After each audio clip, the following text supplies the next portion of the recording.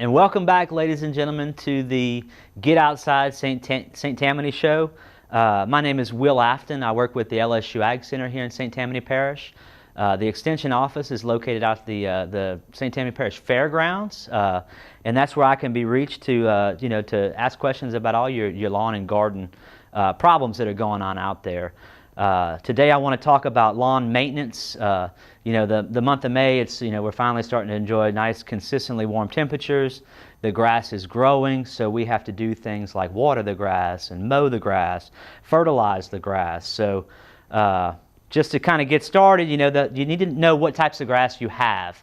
And in St. Tammany Parish, throughout all of South Louisiana, we grow warm season turf grasses. So there's actually several different species that you could have in your yard. So step number one is, what species do you have? I have some examples here of some of the most common types. This one right here is zoysia grass. Zoysia grass kind of develops a nice blue-green color. It's got a very stiff blade. It's a very, very tough blade. It wears down those mower blades a lot more often than others. Good quality grass, though. It covers and runs, so it will cover the ground in no time. We also have centipede grass. This piece doesn't quite look the best, but it's still, relatively early in the season. But centipede has a nice, kind of a lighter green look to it, so it looks very different from that blue-green, what a lot of us are used to. It's a very slow-growing grass. It has the nickname lazy man's grass. This grass right here, any golfers in the crowd, this is Bermuda grass. Bermuda grass is a very fast-growing grass. It recovers well, so they use it on golf courses when golfers make divots, over a short period of time, it can recover itself. So it grows very fast. Likes a lot of good direct sunlight. Shade is an issue with Bermuda. If shade is an issue, I always like to kind of point people towards the old standby St. Augustine grass. As you see here, it has the widest leaf blade of all the grass types that have been shown, and it has the best shade tolerance. So if you have any shade from a tree or maybe a two-story house that is causing some thinning in some areas, St. Augustine is going to be your go-to choice.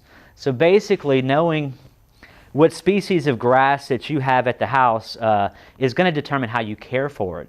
The most obvious thing is mowing the grass. Every grass species has its desired mowing height, where it performs best at. Zoysia grass and centipede grass like to be cut between 1 to 2 inches tall. Bermuda grass can go a little bit shorter, between a 1/2 inch to 1 inch tall. And then the more shade-tolerant St. Augustine grass, it actually does better cut a little taller at 3 to 4 inches. So, with your lawnmowers, we can raise and lower the mowing deck, which is another way of saying the mowing height. Just test each different level of the mowing deck height and, cut the grass there and then measure from the soil to the top of the cut grass plant, and that determines the height of cut. So determine which species you have and then cut at the appropriate height. Now, as far as how often to mow, we like to follow what we call the 1/3 rule. So you want to cut the grass often enough to remove 1/3 of that grass plant each time. So for the most part during the growing season, that's probably once a week, and that sits well in our schedules and routines. But sometimes, if we get a good bit of rain during the middle of summer, the grass might grow a little faster, and you might need to increase that to twice a week. So remember that 1/3 rule. Mow often enough to remove about 1/3 of the plant each time. It'll cause the less stress on that grass plant. Another big thing, which a lot of people get in trouble for doing this a little too early in the year, but big maintenance thing, especially with our faster growing grasses, St. Augustine, Bermuda grass, and a little bit of zoysia, is fertilizer. These grasses can be fertilized 3 and some of them even 4 times a year. So fertilizer is a big maintenance part. At the stores, you'll see products like what we have here, these lawn fertilizers. If you look down here, all fertilizers are going to have 3 numbers separated by dashes. And that is code for, that tells us our nitrogen percentage, our phosphorus percentage, and our potassium percentage. Those are very big, important elements with inside plants. And if you're deficient in any one of those nutrients, you will notice a delay in growth. You'll definitely notice it. So with lawn fertilizers, you'll notice that they're pretty heavy in nitrogen. This one here is 24%.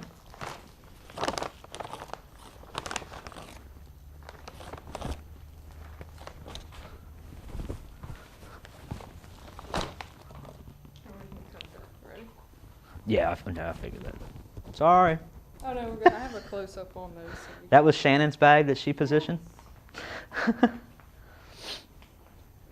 All right, I'll just jump back in to start. Let's see. talking about that particular bag, whichever one you were just Okay. talking about.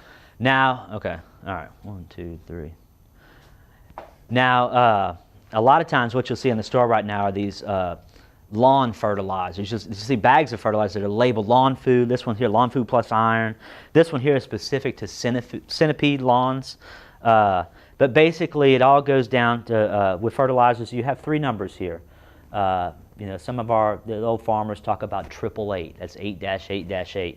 This one here is 2404, and our centipede fertilizers are 15015. Those 3 numbers represent your nitrogen concentration, your phosphorus concentration, and your potassium concentration. Those are the kind of the big 3 when it comes to plant nutrients. If you're deficient in one of those, you definitely notice a response in the growth of that plant. So you might get stunted growth, you might get a discoloration. So ideally, when picking the right fertilizer, we want to go through and send off a soil sample of that front yard and probably another sample of that backyard, have it analyzed to see what are the phosphorus and potassium concentrations that are in your soil. They could be adequate and you're fine. But by taking a soil sample, we'll know for sure, and we can choose different fertilizer products to fill in those gaps. You can pick up one of these mail-in boxes at some retail locations throughout the parish. I also have a rack right outside the extension office there at the fairgrounds. Makes it really simple. You just you take this box back, open it up. There's a form you fill out with your contact info, and then there's a place where you put your sample name. They give you 3 sample bags inside this box. So we'll label it front yard, or if you do a second one of the backyard, we'll call it such. The crop to be grown is going to be that species of grass that you have. So determine which type of grass and put that as the crop to be grown. And then in about 2 weeks, we'll get an email back with information on fertilizer recommendations. So one of these products might be nice, or if you're deficient in certain elements, they'll recommend a specific product too. And that's also something that I can help out with when the time comes.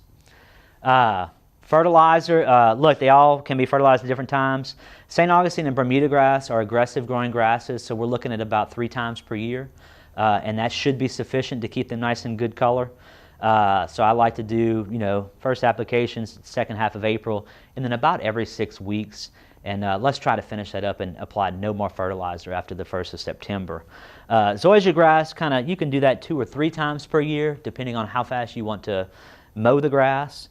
And then centipede grass, it really doesn't like a lot of fertilizer at one time. I described it as a slow-growing grass, hence that name lazy man's grass.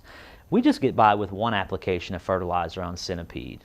And the last thing I want to talk about, which I get a lot of questions at the office, is irrigation in the lawn. A lot of people actually have irrigation systems out in their yard for when we go through a drought-like period and it doesn't rain, they're able to supplement water, which is a great thing. Everybody should think about it if that's a possibility. But when is that best time? How long do I run that system for? Very common question. So as far as when to run that sprinkler, I like to run sprinklers in the early morning hours. So anywhere between 4 a.m. and let's say 7 p.m. or 4 a.m. and 7 a.m. That way, you put the water out there, the plant can take it up, and then any excess out there has a chance to be, evaporated through the, just the heat and sun of the day there. So let's water early in the morning. And then another common question is frequency. Like, how often should I be doing this? You don't want to get yourself in a situation where you're watering every single day. There's a direct relation to the amount of water there and the frequency and root growth. If it's always supplied with water, roots will only grow in those first couple inches of soil, and we want a good, well-established root system. So I want to water a lot longer, less frequently. So I'm looking to maybe to run it 20 to 30 minutes long, maybe twice a week if it's not raining. It's another important fact there. If it's not raining, sometimes we start to get some rains, and you might want to think about turning that system off. because if we're irrigating and raining at the same time, we're applying way too much water and problems will arise. But anyway, those are kind of the three biggest maintenance issues that deal with lawns, so hopefully some of this has been helpful. If you have any more questions, you can always contact us at the LSU Ag Center, the website www.lsuagcenter.com, or locally here in St. Tammany, my office is in Covington at the Parish Fairgrounds. The number there is 985-875-2635. We also have a nice publication at the Ag Center here, this Louisiana Lawns. You can find this on the website. This is about a 20-page document with all types of information on growing lawns here in South Louisiana. This can be very handy, something nice to keep on the shelf. Anyway, thank you, and let me know if you have any questions. I am here to help.